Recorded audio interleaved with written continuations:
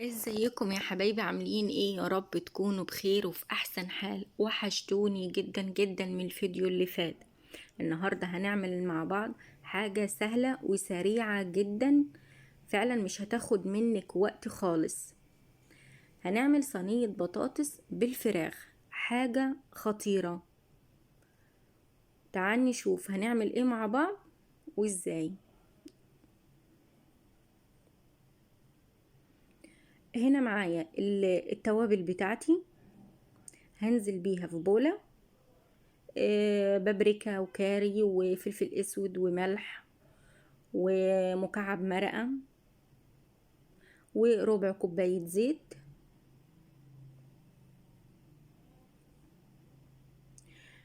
وعصير ليمون.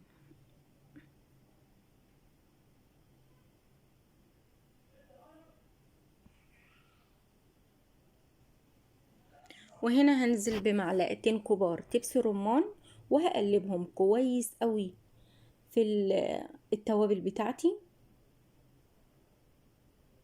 قلنا التوابل اللي حطيناها ملح وفلفل اسود وبصل وتوم بودر وبابريكا وكاري، وكله هنقلبه كويس قوي، وربع كوباية زيت، وهقلبهم كويس قوي. وهنا فصين توم مهروسين.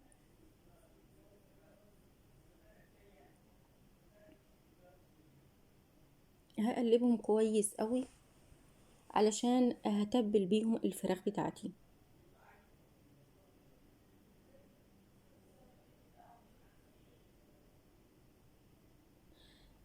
وهنا الفراخ كنت غسلاها كويس قوي، وفتحتها بالسكينة علشان التوابل تدخل فيها وتديها طعم حلو قوي وما تاخدش معاكي وقت في السوا. هنا هنزل بالتوابل والخلطة اللي انا عملتها على الفراخ، وهتبلها كويس قوي فيها. وممكن لو مش مستعجلة تسيبيها ساعة في التلاجة علشان الفراخ تشرب من الخلطة كويس وتديها طعم اكتر. انا هغلف الفراخ كلها بالخلطة، وهدعكها كويس قوي بيها.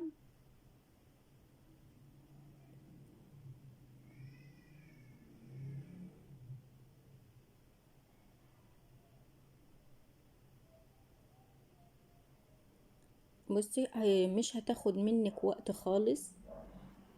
صينية بطاطس بالفراخ سهلة جدا وحاجة سريعة على طول، مش هتاخد منك وقت. انا هغلفها كويس قوي بالخلطة اللي عملتها. بس كده، انا سبتها ساعة في التلاجة. لو مش مستعجلة عليها سيبيها. هنا باقي الخليط بتاعي هنزل بيه في الصينية.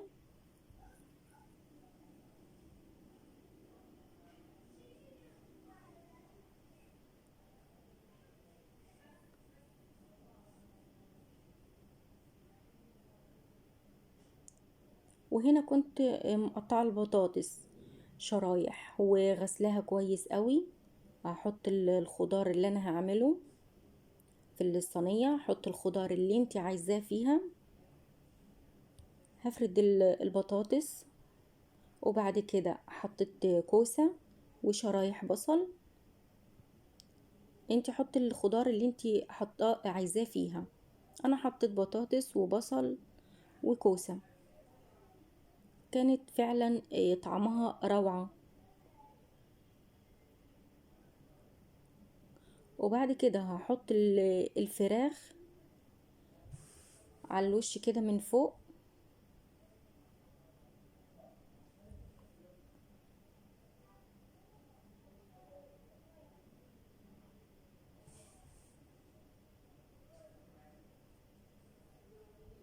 بس وهدخلها الفرن على درجة حرارة 200. هنزل بباقي التوابل اللي انا عملتها على الوش كده عشان يديني لون حلو قوي والصوص ده هيدي شكل خطير. هقفلها بورق زبدة، وبعد كده هغطيها بورق الفويل،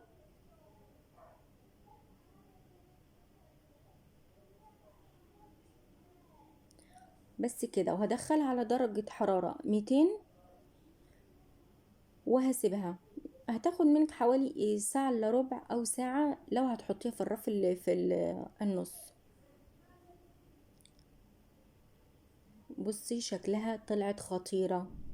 انا سبتها تستوي خالص، وبعد كده حطيتها تحت الشواية علشان ادي لون للفراخ. فعلا كانت تحفة قوي وسهلة جدا ومخدتش وقت خالص. ممكن تعملي جنبيها حبة رز تاكليها، تاكلي معاها، تبقى طعمها روعة وبألف هنا وشفا. حاجة تحفة قوي ومش هتاخد منك وقت فعلا، وحاجة سريعة وسهلة، وغير الأكل التقليدي. حاجة بسرعة انتي واقفة. عايزاكي تجربيها بالطريقة دي، هتعجبك جدا. ويا رب الفيديو يكون عجبكم النهاردة. لو عجبكم الفيديو ما تنسونيش في اللايك والاشتراك بالقناة وتفعيل زر الجرس علشان يوصلك كل جديد. مع ألف سلامة.